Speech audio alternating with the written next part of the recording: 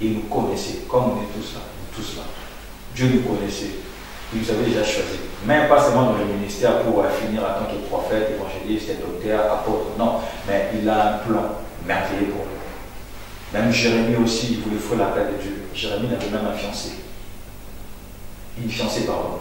Et il a même une fiancée. Et tellement il aimait beaucoup sa fiancée. Et qu'est-ce que Dieu a fait? Dieu a permis qu'on tue sa fiancée. Pourquoi? Parce que Dieu avait besoin de lui. Dieu, c'est un Dieu jaloux. Quand tu portes quelque chose de la part de Dieu, je ne vous cache pas, Dieu ne va pas te laisser tranquille. Pourquoi? Parce que tu portes quelque chose. C'est comme les satanistes. Quand tu portes quelque chose d'eux, ils ne vont pas aussi te lâcher. Pourquoi tu es leur enfant? Tu dois leur servir, tu dois porter quelque chose. Donc tu portes quelque chose, il faut que la chose là, tout le monde voit ça. C'est pareil aussi avec Dieu. Quand tu portes la chose de Dieu, Dieu va faire quoi? Dieu va faire en sorte que cette chose-là augmente encore, que cette chose-là soit une source de bénédiction. Donc c'est ça. Pendant que je chante les paroles, je sens dans mon cœur, Dieu me dit de vous dire que vous êtes. Vous voyez? Quand tu parles de lui, les ciels s'ouvrent. Je ne sais pas, mais il dit de vous dire qu'il nous aide. Parce que nous sommes arrivés à un temps où beaucoup de jeunes veulent abandonner la foi. Et ça fait super mal. Mais il me dit de vous dire qu'il vous aide. En commençant par moi, des fois, tu vois ta vie, c'est sombre. Tu vois comme si je suis en retard. Il y a des projets. Moi, j'ai beaucoup de projets. Beaucoup.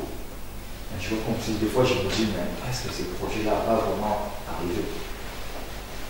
Est-ce que vraiment ces projets-là vont arriver? Moi, c'est pas seulement qu'on fasse des conférences à l'église, non. Le niveau des salles, des concerts, des aînés, de tous les Olympiens, là, on parle là-bas. On déclare des paroles. C'est pas avant. C'est pas avant. On voulait faire ça à ce temps. Et là-bas, c'est l'église. Mais pourquoi Dieu n'a pas voulu? Mais il nous a donné ici cette place. Car la Bible dit toute chose appartient à Dieu. Mais pourquoi ici? Quand on a dit ça, il y a une école coranique, j'ai dit, oh! J'ai dit non, Dieu sait pourquoi. Peut-être on ne sait jamais. Les gens qui viennent ici, on ne sait pas ce qu'ils ont. On leur donne. On ne sait pas. Mais Dieu a permis. Et nous allons même commencer à faire des conférences dans les églises catholiques. Pourquoi pas le faire là-bas? Où nous louons de ça, nous disons, on vient, voilà pourquoi il faut que Dieu aussi place aussi des pions ou quelqu'un qui travaille à la mairie, quelqu'un qui est proche, je ne sais pas, à la municipale, où on a besoin de la salle, on n'a pas besoin de l'église, mais on sort de l'église. Vous avez fait une conférence à l'église catholique, ou à Paris. Frère, il y a des esprits. Il y a des esprits qui viennent tous les jours. Ici, nous ne savons pas ce qui se passe. Les enfants, ils viennent, en plus, c'est une école. Les enfants, ils sont là, ils sont nourris par leur religion. Ils sont là, ils prennent des choses. Voilà. Et si nous, Dieu nous fait grâce parmi nous, Dieu bénit une personne, il dit oui, Dieu m'a béni, il m'a donné de l'argent. Mais je ne sais pas quoi faire avec l'argent. Donc, moi, le projet que j'ai, par exemple, c'est de construire une école. Qu'est-ce qu'on va faire? Et quand nous allons construire des écoles, je dis, il ne faut pas mettre les noms des écoles Saint-Esprit, non. Parce que là, ça va faire fuir des gens. Mettez par exemple votre prénom. Parce que Jésus a dit, pardon, Dieu a dit à Abraham, je rendrai ton nom grand. Il y a aujourd'hui beaucoup de marques sur les réseaux. Je ne suis pas contre, c'est bien. Où on voit les noms de Jésus, c'est bien. Mais il faut mettre ton nom. Parce que vous voyez, quand on fait des choses, par exemple, on met, par exemple, soirée chrétienne. Il y a des gens qui ne connaissent pas ça, ils vont être comme si jugés. Il y a qui entre eux. Mais par exemple, non, par exemple, mouvement réveille-toi. Ah, c'est quoi le mouvement réveille-toi? Non, c'est un mouvement des jeunes, on s'est réunis. Et la personne vient, bah! Les têtes qui commencent, ah ouais, c'est quoi ça? Et tu expliques la personne, c'est ça la vision. Il faut qu'on commence aussi à se profiler. Je n'ai pas dit de vivre comme même lui-même. Jésus a dit, soyez prudents comme quoi? Comme les serpents. Alors quand on nous montre la Bible, on nous dit quoi? Les serpents, c'est un esprit mauvais. Mauvaise. C'est ça, on est d'accord. Les serpents représentent comme les diables. Mais lui-même, il nous a dit, soyez prudents comme quoi? Les serpents. Parce que le serpent, quand il voit le mal, il fait quoi? Il fout. Nous devons rentrer. Si on peut aussi se déguiser, ouais, viens quoi? On met des jogging, on vient, viens quoi, mon pote? Et là, tu libères. Oui, tu libères. L'évangélisation, ce n'est pas seulement connaître la parole d'Apocalypse jusqu'à Genèse jusqu'à l'Apocalypse. Non. tu peux aussi parler de ce que tu as vécu comme témoignage. Il y a beaucoup de gens qui cherchent les témoignages. Aujourd'hui, la plupart des témoignages, c'est toujours ouais, je fais dans la publicité, la masturbation, quoi encore, je vends de la drogue. Il y en a qui n'ont même pas vendu de la drogue. Oui, je filmais de la cannabis. Il n'a même pas filmé. Pourquoi il veut chercher un peu, tu vois quoi, des témoignages? Parce que pourquoi un tel veut filmer ça? Parce qu'un tel. Non! Tu peux aussi avoir un témoignage à toi qui est non, moi, Dieu m'a délivré, par exemple, j'étais colérique. C'est un témoignage. Vous savez, il y a combien de femmes aujourd'hui en Europe qui meurent à cause de ça? Où les femmes sont battues par leur mari, colérique, pas possible. Où il y a des gens, quand ils s'énervent, même les diables ne s'énervent pas comme ça, ils vont dire hey, non, toi tu t'es énervé, mais moi je ne suis pas énervé comme ça devant Dieu. Moi j'étais quand même très belle, mais toi ça te dépasse. Il y a des gens, quand ils s'énervent, ils s'énervent. Il y a des enfants qui souffrent par rapport à ça. Ou le papa, quand il s'énerve, c'est chaud. Papa, quand il s'énerve, c'est chaud. Donc, quand le papa rentre, tout le monde fuit. Oh, alléluia, il est rentré. Oui, là, bon. Car lui me dit, avant d'enseigner ou de faire, avant d'enseigner les autres, il faut d'abord commencer d'abord dans ta propre maison. Amen. Donc, l'appel de Dieu, Dieu nous appelle pour un but. Dieu nous a appelés pour le ciel, mais pour accomplir aussi une mission sur la terre. Parce que beaucoup de gens pensent que Dieu nous a appelés que pour le ciel. Non. Oui et non. Pourquoi? Je m'explique. Si vraiment Christ est mort que pour le ciel, que faisons-nous sur la terre? Qui faisons-nous sur la terre? Il y a des gens, on les a parlé de l'enlèvement, il y en a qui ont abandonné des études. Il y en a qui ont laissé leurs femmes, leurs maris, leurs enfants. Oh, Jésus revient. Ça ne sert à quoi de se marier? Jésus revient, je laisse ma femme. Non! La Bible dit que quand, c'est dans 1 Thessaloniciens qui me parle très bien, que quand Christ, au son de la trompette, le mort en Christ ressuscitera en premier. Et les vivants seront transformés. Donc il y aura des gens qui seront au marché. Pardon, les champs. Et les champs représentent quoi? Le travail, les champs représentent les études, le champ représente beaucoup de choses, représente des formations. Ça peut être aujourd'hui ou demain. Mais ce qui va nous sauver ou ce qui va nous permettre de partir avec Christ, c'est quoi? C'est notre vie et notre cœur. On peut être à l'église, on prie, on sert même à l'église, dans un département. Mais ces jours-là, Christ il vient et on reste. Pourquoi? Parce que regarde pas ce qu'on fait. On regarde notre cœur. C'est ça. Ou quand on voit l'enlèvement, ou on voit les jeunes. C'est ça. Hein? J'espère que c'est pas le cas d'Andy. Je vais arrêter les foot. Je vais arrêter les études. Non, nous on veut des footballeurs chrétiens. L'appel de Dieu c'est vaste. L'appel de Dieu c'est vraiment vaste. C'est pas seulement à l'église. L'appel de Dieu est partout. Pourquoi pas avoir des gens qui servent Dieu à l'école, où tu viens le matin, c'est toi la directrice de l'école. Quand tu viens comme ça, tu déclares des paroles. Parce que beaucoup de gens pensent que la sorcellerie n'existe pas en Europe. Il y en a même des blocs. Parce que quand on parle de la sorcellerie, il y en a qui pensent que moi c'est un truc. Non, ici, il y en a beaucoup même. Ou tu vois un petit qui te dit, tu sais moi, la nuit, des fois je voyage. Tu dis, ah ouais, tu voyages, non, mais tu voyages, et voilà. Il y a même la sorcellerie, même à la télé, des dessins animés, des choses comme ça. Tout ça pourquoi? Parce que tout le monde veut devenir prophète, pasteur, apôtre, mais qui va travailler dans la communication? Parce que les diables aussi, c'est déguise. Il sait que oui, ici, on connaît qu'il est là, il ne va plus rentrer à l'église. Comment ça passe dans les écoles?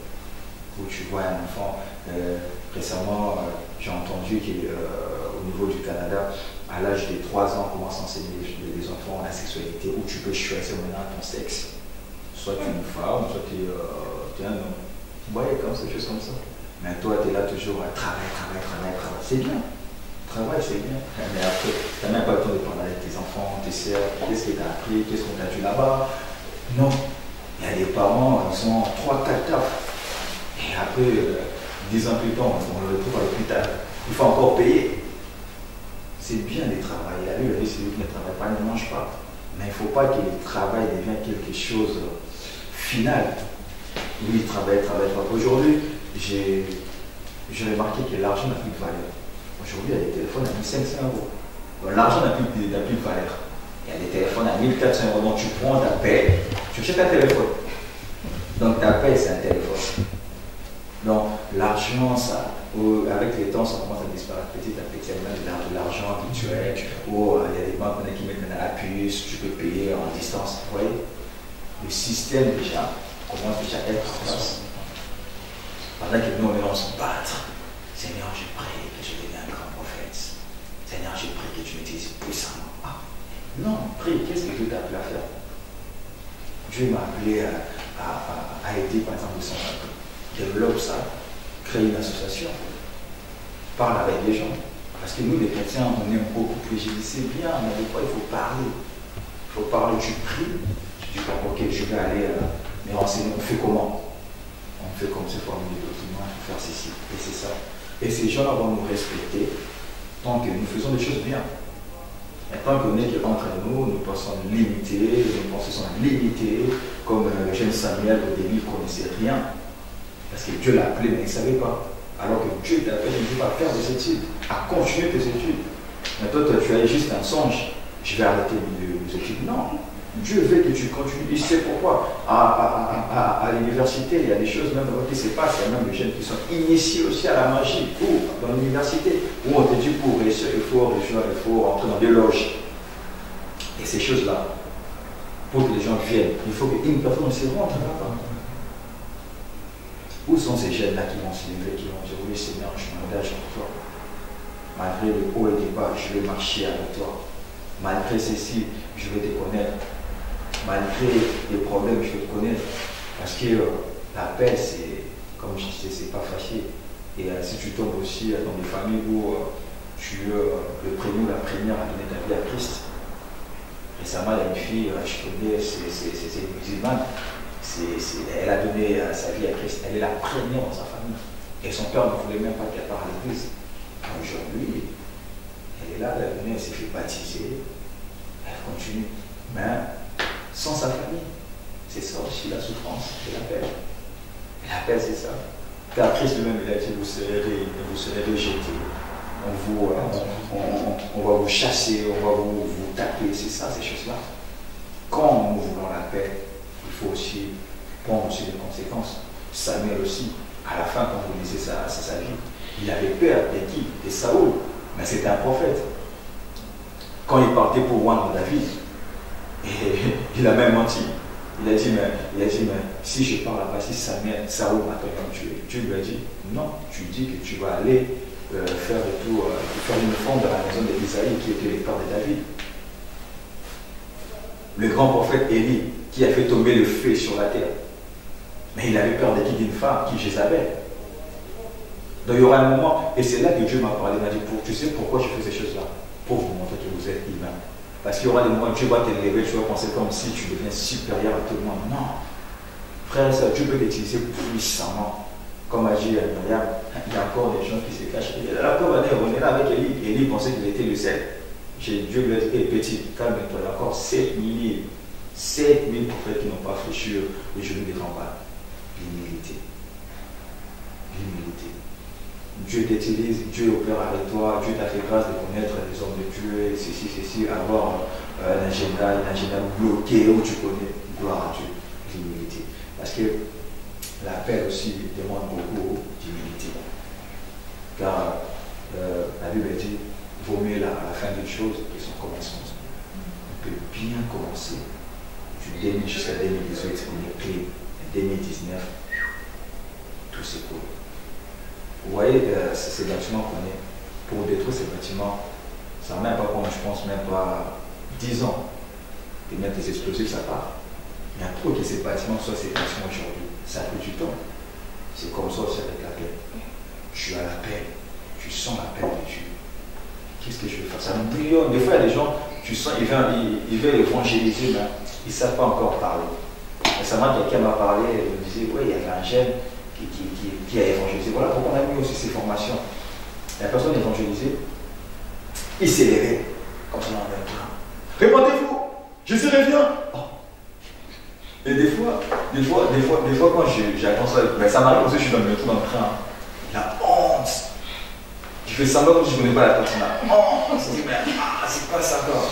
Répondez-vous, je serai bien, vous serez dans l'enfer. T'as envie de disparaître, je dis, qu'est-ce qu'il raconte? Pourquoi? Parce qu'on n'est pas enseigné, l'évangélisation c'est conduit par l'esprit. Il y a des paroles où tu demandes, mais je me rappelle la première fois qu'on a évangélisé à Jordan, c'était à l'époque, au H24, on s'est donné rendez-vous à Trocadéro. J'avais préparé ça dans la prière, j'avais ma Bible devant ma glace. Ramasse ça, j'avais préparé ça. Mais tout ce que j'avais préparé, je n'ai pas dit là. On s'est dit avec ses mains, on a commencé à l'INEF, après il m'a dit, vas-y avant que tu prends. Tout ce que j'avais bien préparé, on voyait les faits, elle n'avait plus de faits. Et là, conduit par l'esprit, elle pourrait commencer à sortir. Je ne vais pas dire des versets dans Genèse, au commencement était la parole était vraie. Non, mais qu'est-ce que les gens ne connaissent pas ces choses-là. Mais je parlais des choses de la vie. Et depuis ces choses-là, quelque chose a changé. Donc nous avons besoin d'avoir une intimité avec le Saint-Esprit. Parce que les gens, ils ont besoin. Parce que je prie, je dis, qu'est-ce que tu veux que je parle aujourd'hui? J'ai dit qu'on soit conduit par ton esprit. Pendant qu'on priait, j'ai demandé que la gloire de Dieu règne dans cet endroit. C'est ton endroit que nous avons pris, que ce soit une possession, que les enfants peuvent revenir après les vacances, que quelque chose se passe. Vous voyez, c'est ça. Donc, j'ai demandé à Dieu ça. Mais toi, quand tu te lèves, tu commences, répandez-vous, tu vas aller en enfer. Alors, peut-être c'est toi qui vas aller en enfer. Est-ce que tu sais? Tu n'es pas devenu juge. Il y a des gens, par exemple, qui ont besoin de l'amour. Tu vois, j'avais aimé une vidéo d'un frère qui avait évangélisé. Il a pris des choses simples avec amour. C'est ça que les gens aiment. Je prends des choses qui sont basiques, conduites par l'esprit. Regardez notre Seigneur Jésus quand il parlait du royaume. À l'époque, les apôtres, les disciples ne comprenaient pas. Il dit le royaume c'est comme 10 femmes vierges et des femmes. Ah. Mais ils ne comprenaient pas. Et le royaume c'est comme la terre. Le royaume c'est comme ceci, c'est comme ceci. Mais nous, à cause de beaucoup de choses, on voulait maintenant ramener des choses difficiles. C'est vrai ça, moi j'étais à l'église, il y avait un frère où mon père me posait des questions et il lui a demandé quelque chose. Et la personne a donné une réponse vraiment, comme on dit quoi, théologique. Donc, même le pasteur il lui a dit, mais non, donne une réponse simple. Vous voyez, c'est ça. Donc les choses de Dieu, elle est simple. Quand nous sortons pour aller évangéliser, la première chose, nous avons besoin de quoi? De la prière. De la prière. La prière de ton temps. Si Dieu te met à cœur de gêner, pourquoi tu peux gêner? Tu recommences entre les mains du Seigneur. Parce que tu ne sais pas ce qui nous attend dehors. Tu peux arriver là-bas, il y a des choses qui se passent, tu peux avoir un accident, tu peux avoir des choses horribles. Pourquoi? Parce que tu n'as pas préparé ça dans les prières. Donc la première chose à faire, c'est de préparer de l'évangélisation dans la prière. Quand nous les préparons dans la prière, qu'est-ce qui se passe? Dieu se manifeste. Mais si nous sortons seulement, oui, on va aller évangéliser. Déjà, pour aller gagner les âmes, ce n'est pas nous qui décident. C'est les saints qui décident aujourd'hui, on va gagner les âmes. Tu peux te débaucher, oui, je vais évangéliser. Mais en retour, tu ne gagnes pas d'âme. Tu vas être fatigué. Ouais, j'ai crié en vain, j'ai parlé, mais j'ai rien dit. Si tu te laisses conduire par l'esprit, tu vas faire. Parce que lui-même, il a dit, je vous laisse dans l'esprit. C'est lui qui va vous enseigner tout ce que vous allez faire. Donc l'appel de Dieu, l'appel vient de Dieu. Donc c'est Dieu qui choisit, c'est Dieu qui appelle. Donc si Dieu t'a appelé au temps convenable, il va se révéler à toi. Il va se révéler à toi. Il va se révéler à toi, tu vas commencer à faire ce que Dieu t'a appelé dans le ministère, dans tout. Le ministère, elle est vaste. On a 5 ministères, on a parlé de ministère, on a aussi d'autres choses. Il y a des gens que moi je connais, c'est des prophètes, mais en même temps, c'est des avocats. Ils travaillent en tant qu'avocat. La semaine, quand tu le vois pas, il a son cabinet. Parce qu'il y a des gens que Dieu les a appelés à faire des chapeaux. Mais il y en a aussi que Dieu les a appelés à rentrer en plein temps. Comme je disais, il faut avoir une église qui est stable, une église où pas de problème d'argent, surtout dans les milieux francophones. Il n'y a pas de problème d'argent où il y aura des gens qui vont rentrer vraiment pleinement dans leur appel. Parce qu'imagine comme on est là, nous tous là, et nous rentrons maintenant pleinement dans le ministère. C'est fini. Demain, il y aura des problèmes. Ouais, qui va payer le loyer? Voilà, maintenant, moi, je vais toucher ma paye. Qui va acheter ceci? Ah, moi, j'ai rien. Pourquoi? Parce qu'on n'avait pas compris notre bite. Comme Samuel, il avait d'abord besoin d'un père. Samuel avait besoin d'être enseigné, d'être conduit. Aujourd'hui, nous avons aussi besoin des pères, des grandes sœurs, des mères aussi qui nous encadrent, qui nous aident à marcher dans la parole de Dieu et à faire sa volonté. Je vous dis une chose, on peut faire tout ce qu'on veut, mais servir Dieu, c'est une grâce. C'est vraiment une grâce. Dieu aussi peut faire grâce, il te donne comme grâce ta beauté, c'est pour aussi évangéliser. Parce qu'il y a des gens, tu vois, la personne, elle est belle, au lieu de mettre sa beauté en service de Dieu, la personne commence à faire n'importe quoi avec, et malheureusement, tu vas tomber sur des hommes qui vont commencer à abuser de toi, et tu regrettes, et tu dis maintenant pourquoi tu m'as laissé? Non, Dieu t'a donné la grâce, t'a donné une grâce, c'est quoi? C'est la beauté. Voilà pourquoi je dis, nous avons besoin d'être sensibles à l'Esprit de Dieu, de prier, de demander avec qu'est-ce que tu m'as donné comme talent. Tout le monde n'est pas appelé à être chanteur, tout le monde n'est pas appelé à prendre le micro, tout le monde n'est pas appelé à être leader. Regarde ce qu'Aaron il a fait. Aaron, c'était Moïse qui était appelé. Moïse, il est juste parti pour parler avec Dieu. Et qu'est-ce qu'il a fait? Il veut devenir leader. Et il a construit un pot d'or. Et la Bible a dit, Dieu était en colère et la terre était ouverte et les gens étaient morts. À cause de qui? C'est à cause d'Aaron aussi.